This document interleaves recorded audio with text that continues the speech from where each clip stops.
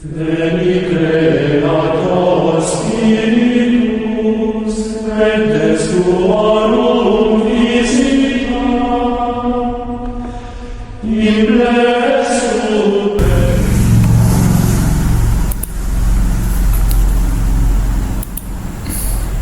Salve saudara-saudari. Petrum videre, Patris allegro, veritas liberabit vos. Kali ini kita membahas tentang Orthodox question, artinya masalah ortodoks atau pertanyaan tentang ortodoks. Pertanyaan seperti ini: mengapa Katolik dan bukan Ortodoks Timur? Kenapa harus Katolik dan bukan Ortodoks? Kan sama atau bagaimanalah begitu. Jadi pada titik tertentu, maksud saya, banyak orang yang mempertimbangkan gereja Katolik menghadapi pertanyaan seperti ini. Mengapa memilih lebih menjadi Katolik, dan bukan Ortodoks Timur? Ya, bagaimanapun juga Ortodoks bisa terlihat sangat menarik. Ya, Anda mendapatkan banyak hal yang diinginkan dalam Katolik: suksesi apostolik, otoritas yang terlihat, persatuan gerejawi, tradisi, liturgi yang indah, tanpa harus menerima paus atau beberapa dogma Maria. Tentu, Ortodoks tidak cukup bersekutu dengan gereja Katolik, tetapi mereka cukup dekat sehingga di masa lalu kita telah merayakan ibadat di gereja yang sama.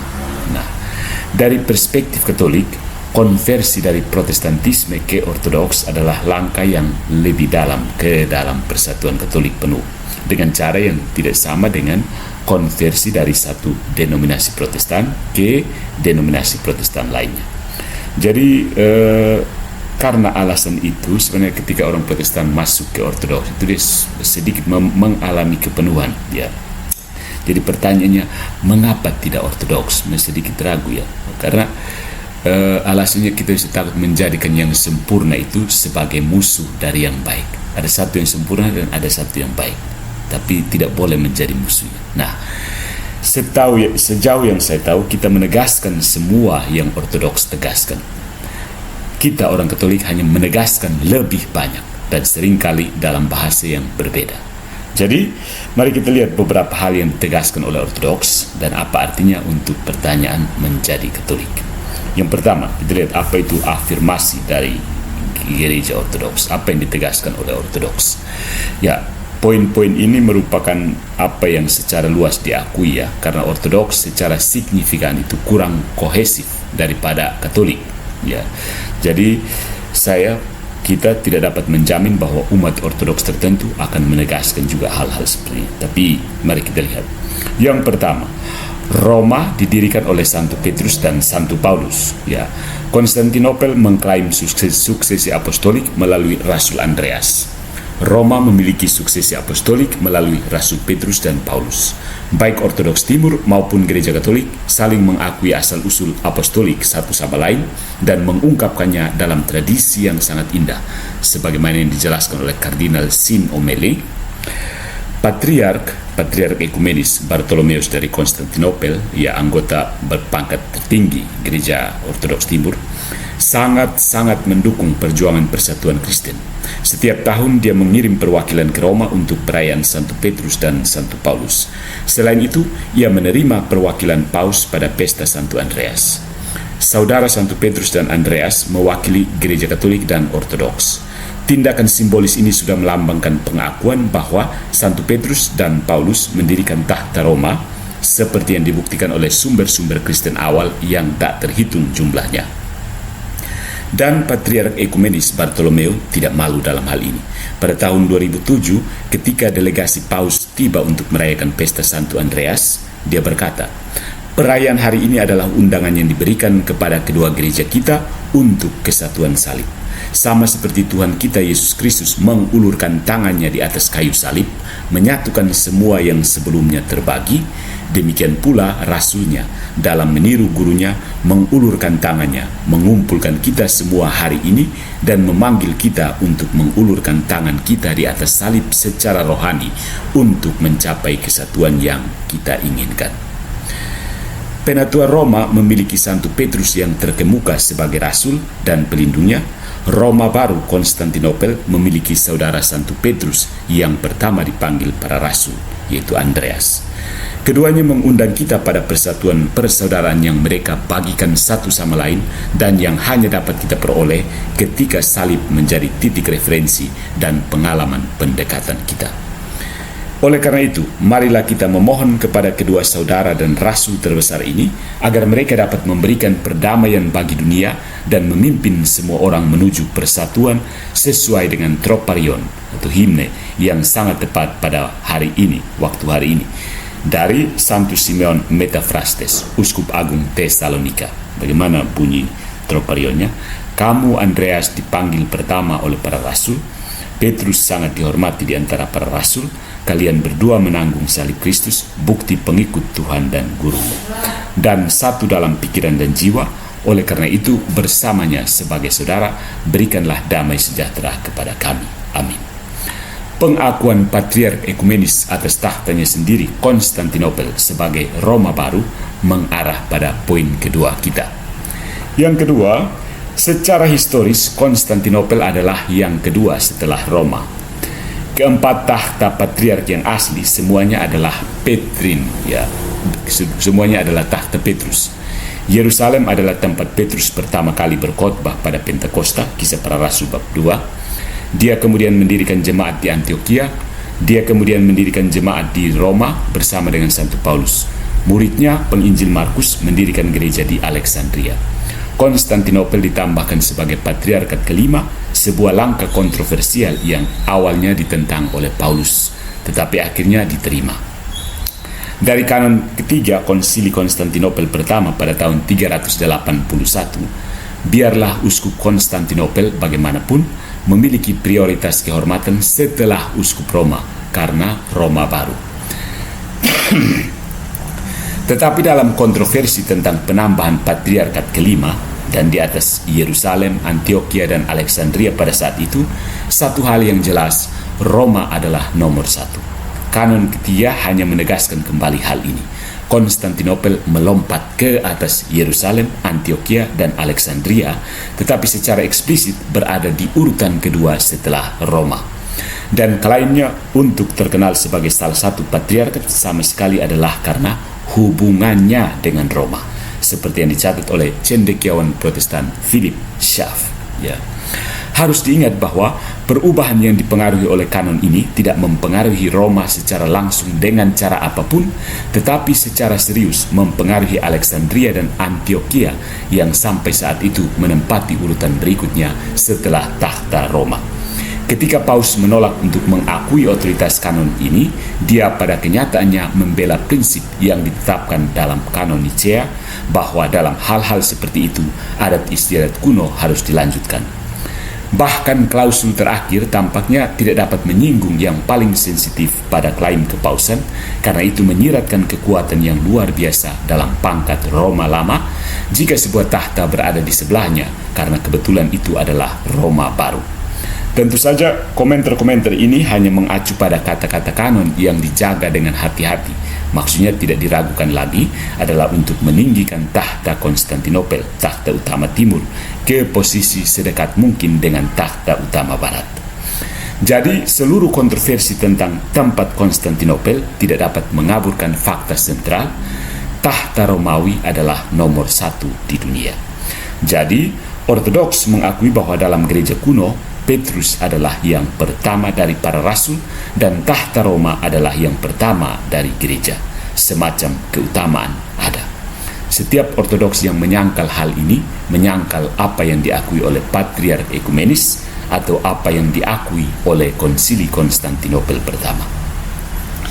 Nah, setelah melihat dua poin ini, mari kita berlangkah ke berikutnya. Bagaimana menyelesaikan the Orthodox question? Ya, bagaimana penyelesaian terhadap pertanyaan Ortodoks maksudnya bagaimana? Baik Katolik maupun Ortodoks memahami awam sebagai domba yang harus dipimpin oleh gembala Allah. Ya, tugas orang awam bukanlah untuk menyelesaikan semua perselisihan teologis dunia, tetapi untuk memiliki iman pada apa yang diajarkan gereja. Tetapi gembala mana yang diikuti domba-domba jika mereka mulai pergi ke arah yang berbeda-beda? Ada 3 cara yang mungkin untuk menentukan jawabannya. Opsi pertama, ikuti uskup setempat.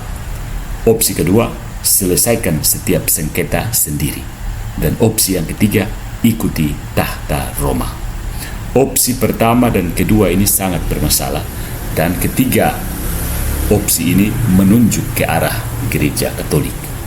Kita lihat opsi yang pertama, ikuti uskup setempat Anda, uskup lokal Anda. Dengan opsi pertama ini, jika misalnya uskup Ortodoks Australia dan Selandia Baru memutuskan persekutuan, saling menuduh perpecahan, saling menuduh skismatik atau heretik, jemaat Ortodoks dari negara-negara itu akan terpecah di sepanjang garis nasionalis. Ya. Ini bermasalah karena 2 alasan. Pertama, terlepas dari pihak mana yang benar, pendekatan ini akan membutuhkan awam di salah satu dari 2 sisi untuk merangkul skisma atau heresi. Ya. Yang kedua, usulannya adalah Paus Fransiskus adalah patriark Barat. Jadi jika Anda ingin mengikuti opsi A dan Anda tinggal di Barat, pergilah ke Paus. Yang kedua, selesaikan setiap perselisihan sendiri, opsi kedua. Opsi ini adalah tanggapan spontan oleh Protestan dan orang Barat pada umumnya. Mereka bertanya, apa yang saya pikirkan tentang hal ini? Ada 2 masalah. Pertama, pada dasarnya tidak konsisten dengan eklesiologi yang diproklamasikan oleh gereja Ortodoks atau Katolik. Tidak ada di dalam gereja yang meninggalkan awam sebagai otoritas akhir dalam perselisihan teologis. Ini menciptakan masalah yang langsung. Jika Anda hanya harus mengikuti keuskupan jika mereka benar, dan terserah Anda untuk menentukan mereka benar, siapa yang memimpin siapa. Jika orang awam dibiarkan untuk mencari tahu teologi mereka sendiri, banyak tujuan gereja pasti gagal. Ya, tujuan gereja yang terlihat itu gagal. Ya. Dan kedua, ini mengacu pada gereja Katolik. Mengingat segala sesuatu yang diakui Ortodoks tentang Roma yang didirikan oleh Petrus, dan tentang itu secara historis memegang keunggulan global, satu-satunya pertanyaan yang tersisa adalah ini. Apakah Petrus hanya primus inter pares, yang pertama di antara yang setara, atau apakah ia ditugaskan untuk pelayanan yang mengawasi para rasul lainnya? Seorang imam Ortodoks, Father John Maxwell, memberikan argumennya seperti ini.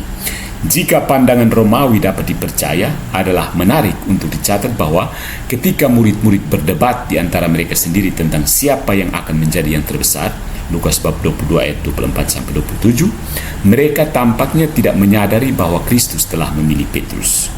Tetapi lihatlah bagian yang dikutip Pastor Maxwell ini dalam konteks yang lebih luas dari Lukas bab 22 ayat 24-32. Perselisihan juga muncul di antara mereka. Siapa di antara mereka yang dianggap terbesar? Lalu Yesus berkata kepada mereka, raja-raja bangsa-bangsa lain menjalankan kekuasaan atas mereka, dan mereka yang berwewenang atas mereka disebut dermawan.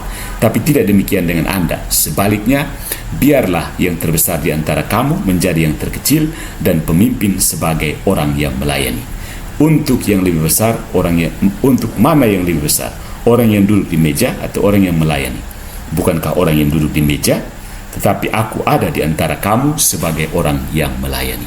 Kalian adalah orang-orang yang telah terus bersamaku dalam pencobaanku, dan aku menugaskan kepadamu seperti yang ditugaskan Bapa kepadaku, sebuah kerajaan, agar kamu boleh makan dan minum di mejaku dalam kerajaanku, dan duduk di atas tahta menghakimi 12 suku Israel. Simon, Simon, lihatlah, setan menuntut untuk memiliki kamu, dalam bentuk jamak kamu ya, agar dia boleh menyaring kamu seperti gandum. Tetapi aku telah berdoa bagimu, di sini dalam bentuk tunggal, agar imanmu tidak boleh gagal, dan ketika kamu telah berbalik lagi, kuatkanlah saudara-saudaramu. Ini terlihat sangat mirip dengan Petrus diberi pelayanan kepada para rasul lainnya. Ya, dia beri tugas untuk melayani para rasul lainnya. Bahkan Yesus pada dasarnya mengatakan sebanyak itu menggunakan bahasa apa yang kita sebut komisi perutusan. Jadi Petrus memiliki tempat yang khusus, bukan hanya kehormatan, tetapi ada komisi tambahan. Nah, ini argumen Katolik. Selain itu, Petrus memiliki kemampuan untuk berbicara atas nama ke-12 rasul, seperti yang dia lakukan dalam Kisah Para Rasul bab 2 dan Matius bab 16 ayat 15-16 dan seterusnya. Jadi, Saya pikir umat Katolik bisa membuat kasus yang sangat meyakinkan untuk kepemimpinan Petrus yang luar biasa. Dengan kata lain, kita harus menerima bahwa opsi kedua ini juga menunjuk ke arah gereja Katolik. Dan opsi yang ketiga adalah ikuti tahta Roma. Jika Ortodoks benar bahwa Petrus adalah yang pertama dari para rasul, dalam arti tertentu bahwa Petrus mendirikan dan merupakan santo pelindung gereja Roma, dan benar bahwa Roma adalah yang pertama dari gereja-gereja, sekali lagi dalam arti tertentu, maka tampaknya logis bahwa jika ada perselisihan, orang percaya harus mengikuti Roma. Ini juga satu-satunya pilihan yang tidak menjamin skisma, ya, tidak bisa menjadikan skisma, ya. Nah, mari kita perjelas, ya. Di bawah opsi pertama, dengan opsi pertama, setiap kali seorang uskup atau sekelompok uskup masuk ke dalam perpecahan, kaum awam diseret bersama. Tubuh Kristus terkoyak di sepanjang garis yuridis menjadi potongan-potongan besar yang tentu saja persis seperti yang terjadi dengan skisma Nestorian dan skisma Timur Barat. Dengan opsi kedua, keinginan masing-masing orang Kristen membenarkan perpecahan, sehingga tubuh Kristus terkoyak di sepanjang garis individu menjadi potongan-potongan yang sangat kecil, yang tentu saja persis seperti yang telah terjadi setelah reformasi. Dan dengan opsi ketiga, seluruh gereja tetap bersama berpegang pada iman Romawi. Jadi jika doa Kristus untuk kesatuan gereja, Yohanes bab 17 ayat 20-23, ingin digenapi, opsi ketiga tampaknya by necessity, sangat diperlukan, ya. Nah, mari kita mengantisipasi setidaknya satu keberatan, one objection. Bisa pertanyaan seperti ini, tapi bagaimana kalau tahta Romawi ini jatuh ke dalam skisma, jatuh ke dalam perpecahan? Ya, jawabannya sangat gampang, ya. Jika Tuhan dapat memelihara gereja yang kolektif dalam iman dan mencegah kemurtatan, Dia pasti dapat memelihara gereja Roma yang lokal dalam iman. Bahkan agar janji-janjinya bermakna, kebenaran tidak boleh ada sekedar di luar sana, di suatu tempat yang tidak jelas. Kebenaran harus mampu ditemukan oleh orang-orang percaya di suatu tempat, pada suatu posisi, pada suatu otoritas yang jelas, yang visibel. Ya. Karena itulah maka mengapa bukan Ortodoks, tapi harus jadi orang Katolik. Salve.